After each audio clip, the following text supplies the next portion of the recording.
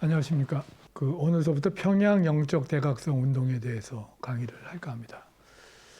지난 시간에 말씀드렸던 대로 원산에서 시작된 하디의 영적 각성의 부흥회가 기대 이상의 성과를 가져오자 1905년 6월에 서울 주재의 감리교와 장로교 선교사들이 함께 모였습니다. 그리고 선교 사업 전반에 대해서 연합 사업을 하자라고 하는 그러한 제안들을 했습니다.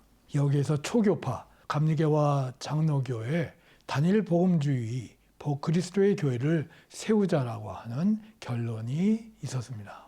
그리고 9월에 감리교와 장로교 선교사 150명이 함께 제한복음주의 선교회 연합공회를 조직했습니다.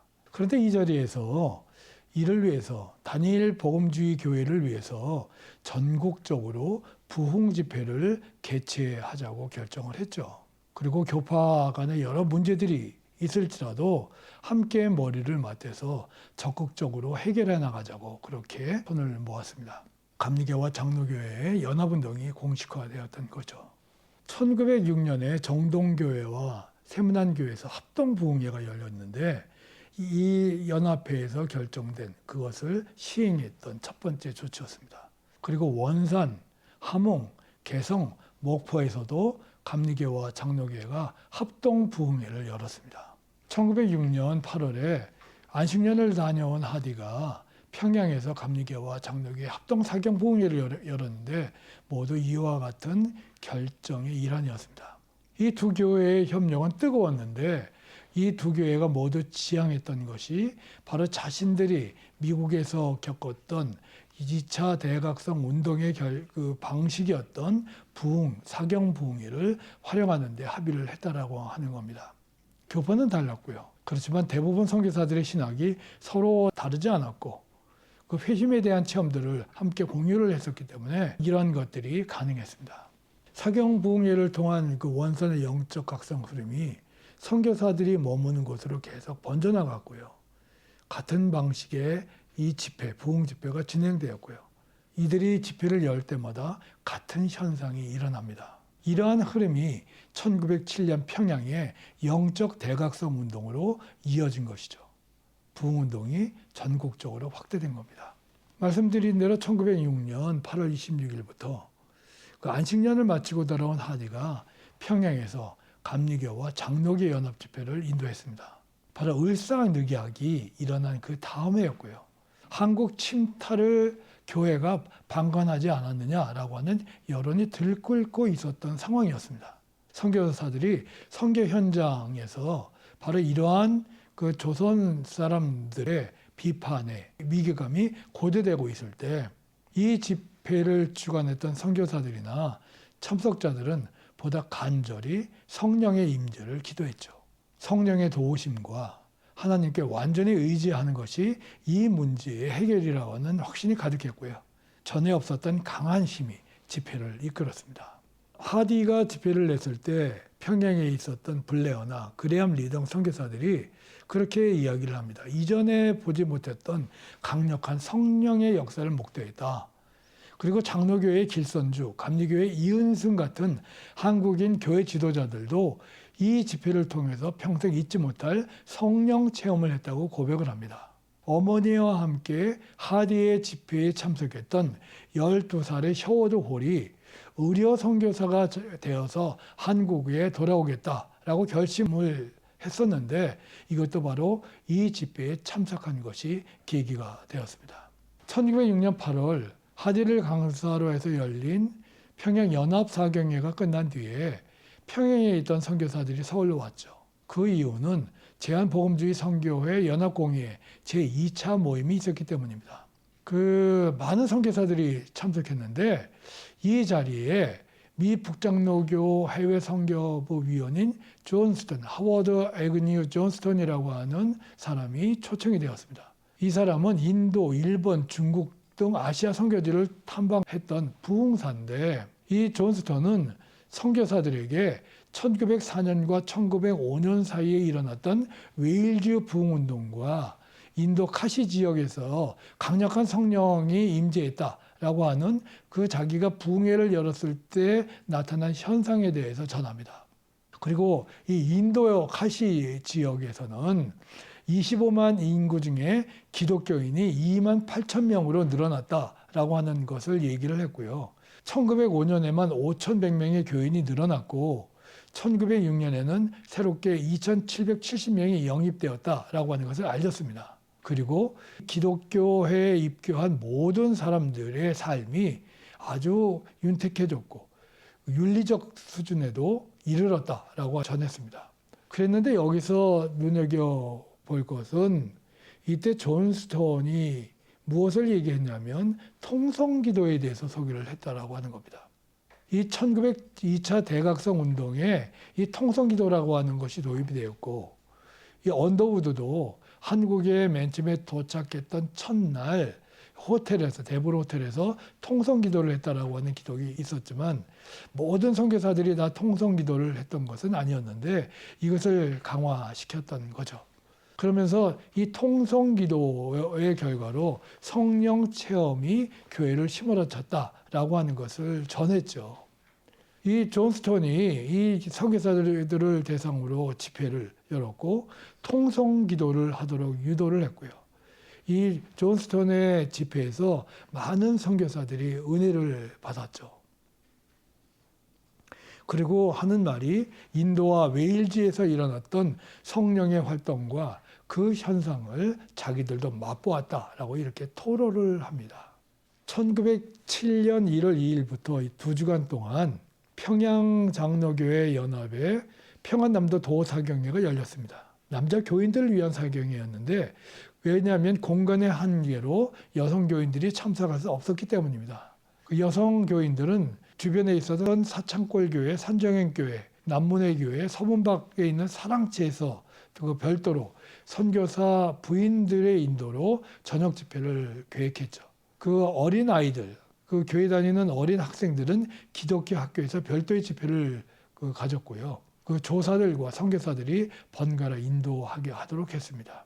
이 도사경회의 강사는 평양주재 선교사들이었지만 길선주도 강사로 나섰죠. 지방에 있던 교회, 지역교회 지도자 인사들이 약 1,000여 명이 몰려왔고요. 그 성경 공부와 기도에 주력했고요. 오후에는 전도를 했고 저녁에는 전도 집회를 열었습니다. 1월 6일서부터 시작됐는데 1,000명가량의 교인들도 참석을 했고요. 분위기는 고조되었죠. 선교사들은 회중들에게 그 존 스톤이 가르쳐준 대로 통성기도를 하도록 그렇게 요청을 했고요. 이 회중들은 통성기도를 통해서 공개적으로 자신의 죄를 통회하고 용서를 구했습니다. 이런 기록이 있습니다. 헌트가 설교한 이후에 리가 몇 마디 말을 했다. 리가 우리 다 같이 기도합시다 라고 말하자 남자들로 가득 찬 실내는 하나님께 올리는 기도 소리로 가득 찼다. 나는 대부분의 남자들이 큰 소리로 소리내어 기도했다고 확신한다. 그것은 장관이었다. 그중 얼마는 울부짖으면서 하나님 앞에 자신들이 지은 죄를 구체적으로 열거하면서 그 죄를 용서해달라고 간구했다. 모든 사람들이 성령 충만을 간구했다. 그 자리에는 너무도 큰 소리로 가득 찼지만 어떤 혼란도 없었다. 다만 하나로 통제된 완벽한 조화만 있었을 뿐이다. 사람들이 부끄러움도 모르고 공개적으로 죄를 고백했고요. 예외 없이 눈물을 흘렸습니다. 1월 14일 날 저녁 집회는 더 이 분위기가 고조됐는데 선교사 리가 통성기도를 요청했을 때 폭포수와 같은 강력한 기도가 터져 나왔습니다. 내게는 그 기도 소리가 물줄기가 쏟아지는 것처럼 또는 하나님의 보좌를 두드리는 기도의 폭포수처럼 들렸다. 하나님은 항상 회오리 바람 속에 거하시거나 작고 세미한 음성으로만 임하시는 것은 아니다. 평양에서는 그날 밤 하나님은 울음소리와 함께 임하셨다. 기도가 계속되었고 죄에 대한 슬픔과 심각한 기운이 회중 속에 임했다. 한쪽에서 누군가 울음을 터뜨렸고 그러자 모든 사람들이 갑자기 울음을 터뜨리기 시작했다. 이 블레어 선교사의 그 증언입니다. 회중들의 기도는 새벽 2시까지 기도했고요. 많은 사람들이 공개적으로 자신들이 지은 죄를 고백했습니다. 자기 가슴을 치고 바닥을 치기도 했고요. 마룻바닥에 엎어져 울부짖기도 했습니다. 이 장대현 교회의 성회와 자복의 물결은 장대현 교회 남학교 여학교를 거쳐서 평양에 있는 교회 전체로 퍼져나갔고요. 그때 남산현 감리교회 연합사경회로 연결이 되었습니다. 이 남산현 감리교회에도 같은 광경이 이루어졌는데 그때 평양 주재에 그 남산 감리교 장로사였던 노블이 이렇게 썼습니다. 한국교회에 나 자신이 지금까지 목격하지 못했고 듣지도 못했던 가장 놀라운 성령의 부어주심에 현시가 있었는데 아마도 사도시대 이후로 이보다 더 놀라운 하나님의 권능의 나타나심은 없었을 것이다. 매 집회에서 주님의 권능이 교회 전체와 때로는 밖에까지 임했다. 남녀가 회개의 역사로 쓰러지고 의식을 잃었다. 전 도시는 마치 사람들이 죽은 자를 위해 통곡하고 있는 듯 했다. 많은 사람들이 탄식하며 자신들의 죄의 사함이나 아직 회심하지 않은 사람들을 위해 기도하며 온 밤을 지새웠다. 수백 명이 드리는 기도 소리는 수많은 악기가 내는 화음보다 더 훌륭한 조화를 이루었고 교회에 가득 찼다. 성령 임재가 폭발적으로 나타났고요. 이게 전국적인 운동으로 확대되었습니다. 평양 영적 대각성 운동이라고 하는 이름을 얻었고요. 그렇게 역사에 기록됐습니다. 1905년으로 비교했을 때 교회는 200% 늘었고요. 교인 수로는 통계에 보면 267.84% 늘었다. 헌금은 약 400% 늘었다라고 그렇게 기록되어 있습니다. 평양 대각성이 끝났을 때 이 선교사들의 인식이 교정된 것이 나타납니다. 비록 선교를 하고 하디가 고백했던 것처럼 자기가 조선 사람들을 입으로는 형제라고 했지만 속으로는 아주 저급한 사람들로 그렇게 규정을 했었는데 우상숭배와 미신 게으름, 노동 의욕이 없었던 하류 계급으로 봤었는데 이런 것이 교정되었다라고 하는 선교사들의 기록이 있습니다. 특별히 평양 감리교회 선교사 손정도 목사의 스승이기도 했던 무어 선교사가 이런 기록을 남깁니다. 작년까지만 해도 나는 은연중 서양은 서양이고 동양은 동양이다 하는 식의 바람직하지 못한 관념에 사로잡혀 있었다. 동양과 서양이 함께 만날 수 있는 근거나 둘 사이에 어떠한 유사성도 찾을 수 없다고 생각했다. 다른 선교사들과 마찬가지로 나는 한국인들은 서양인들이 하는 그런 종교 체험은 할 수 없을 것으로 생각했다. 이번 부흥회는 내게 두 가지를 깨우쳐 주었다. 첫 번째, 표면적으로 본다면 한국인이 서양인과 정반대되는 것이 수천 가지가 넘지만 본질로 들어가서 근본적으로 따지면 서양인과 한국인이 한 형제이며 하나라고 하는 점이다. 둘째, 부흥운동에서 깨달은 바는 동양인들의 경건한 생활이나 기도에서 보여주는 단순하면서도 어린아이와 같이 순진한 신앙이 풍부할 뿐 아니라 깊이가 있어 그것을 우리 서양인들이 배워야 한다는 점이다. 우리가 이런 것을 배우지 않고는 그리스도의 복음을 완전히 파악했다고 말할 수 없을 것이다. 1907년을 통해서 바로 이러한 선교사들의 의식이 한국교회를 생각하는 의식이 바뀐 거죠.